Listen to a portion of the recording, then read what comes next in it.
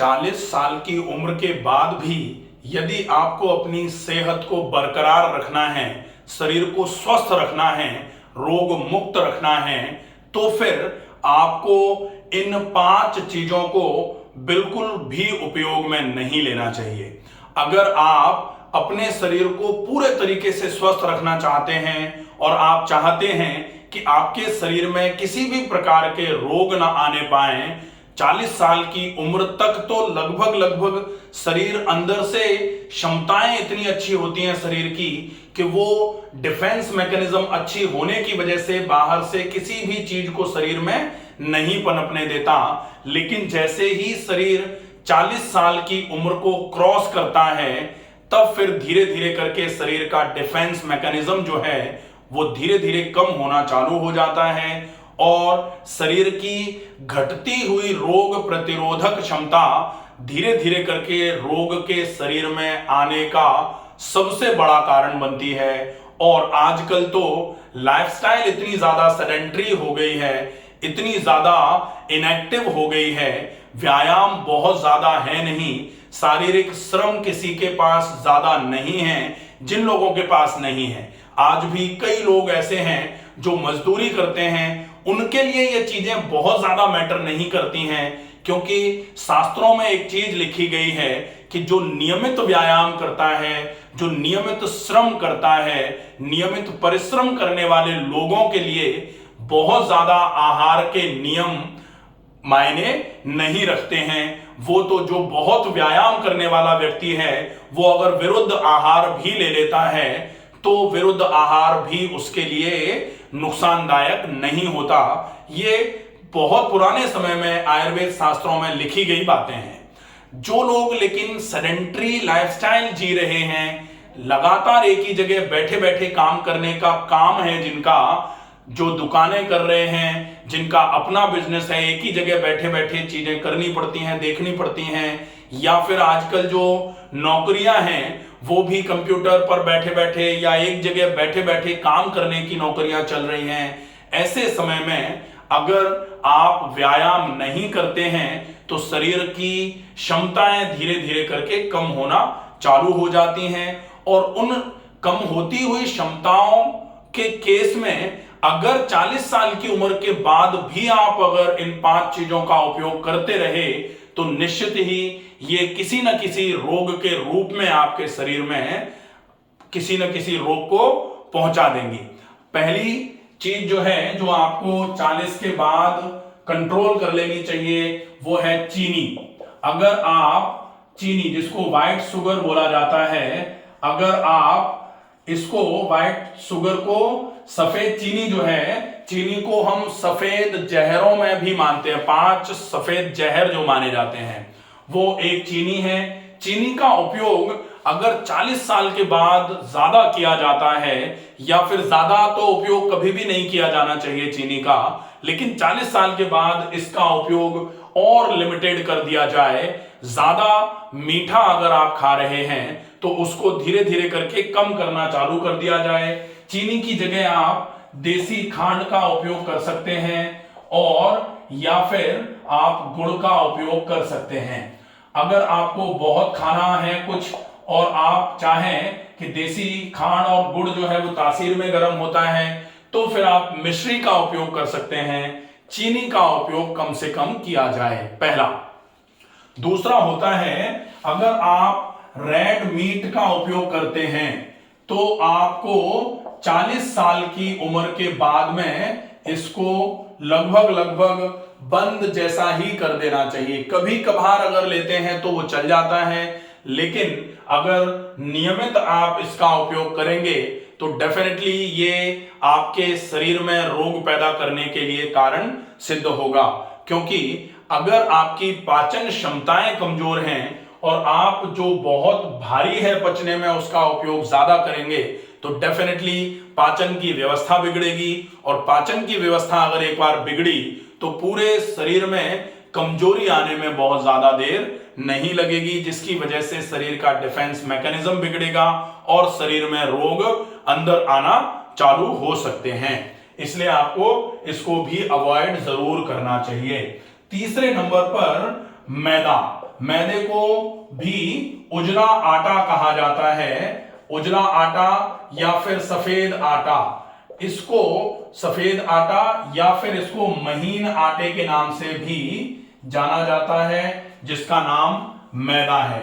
तो मैदे का उपयोग अगर आप करते हैं तो वैसे तो मैदा आजकल जैसे छोटे बच्चों में मैदे से बनी चीजें खाने की वजह से आंतों में बड़ी समस्याएं आ रही हैं, और अगर सीटी स्कैन कराया जाता है तो फिर मीजेंट्रिक लिम्फ एडिनोपैथी तक आ जाती है, जिसकी वजह से मीजेंट्रिक आंतों की जो ग्लैंड्स हैं, लिम्फ ग्लैंड्स, वो सूजना चालू हो जाती हैं, क्योंकि आंतों में इंफेक्शन होना चालू हो जाता है, क्योंकि आंतों में वो भरा जा रहा है जो चिपकने की नेचर रखता है, चिपचिपा है जो बहुत ज्यादा।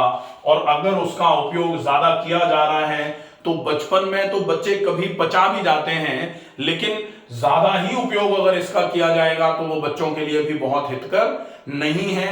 बच्चों को भी इससे जितना दूर रखा जाए उतना ज्यादा अच्छा है। स्पेसिफिकली 40 साल की उम्र के बाद तो इसका जितना कम उपयोग हो उतना अच्छा है, और कभी अगर मजबूरन इसका उपयोग करना भी पड़े तो फिर आपको नेक्स्ट डे पेट की अच्छे तरीके से धुलाई करने पर फोकस करना पड़ेगा। आप या तो कोई ऐसा त्रिफला का पाउडर ले लीजिए या अमलतास का पाउडर ले लीजिए, या फिर आप ये सब गोल गुनगुने पानी के साथ ले लीजिए, ताकि जो आपने कल रात को या कल दोपहर में खाया था आज सवेरे वो पूरा का पूरा आंतें में से निकल करके बाहर आ जाए, आंतों में रुके नहीं। क्योंकि अगर ये आंतों में रुका तो डेफिनेटली ये सड़ेगा, और अगर ये सड़ा तो फिर आंतों में सूजन लाने का कारण बनेगा, और आंतों में अगर सूजन रही, कहीं कोई बैक्टीरियल ग्रोथ हुई तो मीजेंट्रिक लिम्फ एडिनोपैथी के रूप में ये आपके शरीर में आ सकती है। इसलिए मैदे का उपयोग भी ज्यादा करना बंद कर दिया जाए 40 साल के बाद, इसका विशेष ध्यान रखना है। अब आती है बारी नमक की। तो नमक अगर आप उपयोग में ले रहे हैं तो 40 साल की उम्र के बाद नमक का उपयोग कम कर दिया जाए, क्योंकि नमक जो होता है वो सोडियम क्लोराइड होता है। सोडियम अगर ज्यादा होगा तो सोडियम अगर ज्यादा पहुंचा शरीर में तो फिर सोडियम रिटेंशन की वजह से हाइपर वॉल्यूमिक हाइपरटेंशन होना चालू होगा। जहां सोडियम होता है वहां पानी होता है। आप नमक की एक थैली को नमी में खुला छोड़ दीजिए, पानी पानी हो जाएगा उसमें पूरा। तो सोडियम का नेचर होता है पानी को एब्जॉर्ब करके रखना। आप ज्यादा मात्रा में सोडियम बॉडी में पहुंचाएंगे तो फिर शरीर पानी को निकालने से रोकेगा, शरीर में ही पानी रिटेन होना चालू हो जाएगा, और वो ब्लड वॉल्यूम को बढ़ाएगा। अगर ब्लड का वॉल्यूम बढ़ा तो ब्लड का प्रेशर बढ़ता है।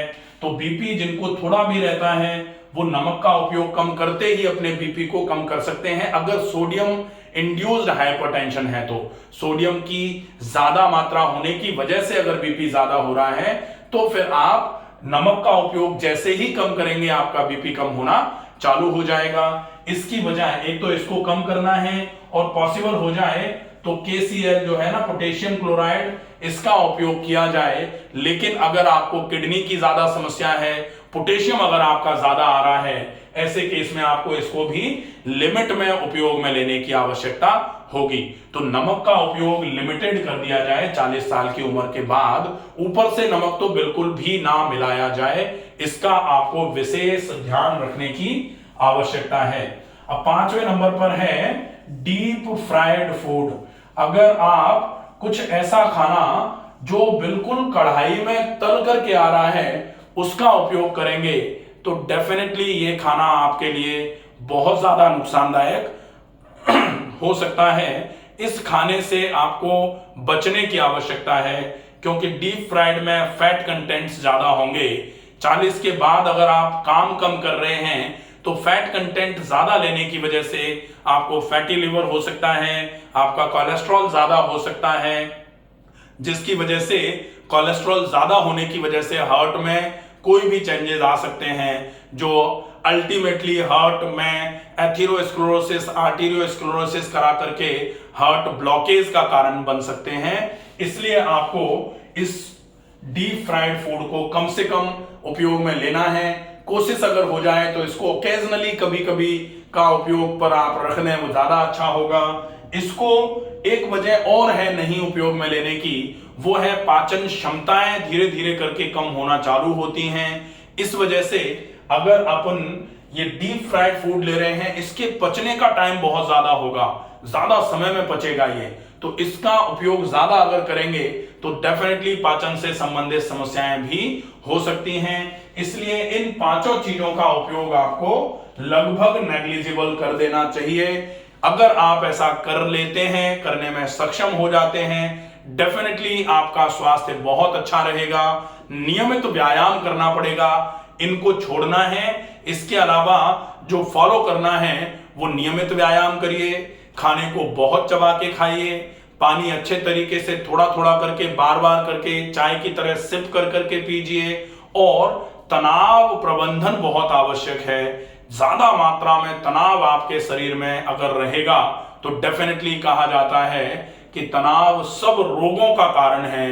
अप्रसन्नस्य चिंतस्य सर्वे रोगा भवन्ति। अगर तनाव ज्यादा लिया जाएगा, अप्रसन्नता ज्यादा रहेगी, तो वो रोगों का कारण बनता है। इसलिए आपको तनाव नहीं लेना है, इसका विशेष ध्यान रखना है। अगर आपको ये वीडियो ऐसा लगे कि लोगों के लिए उपयोगी हो सकता है, तो प्लीज इस वीडियो को ज्यादा से ज्यादा लोगों तक शेयर करें। स्वस्थ रहिए, सुरक्षित रहिए। धन्यवाद।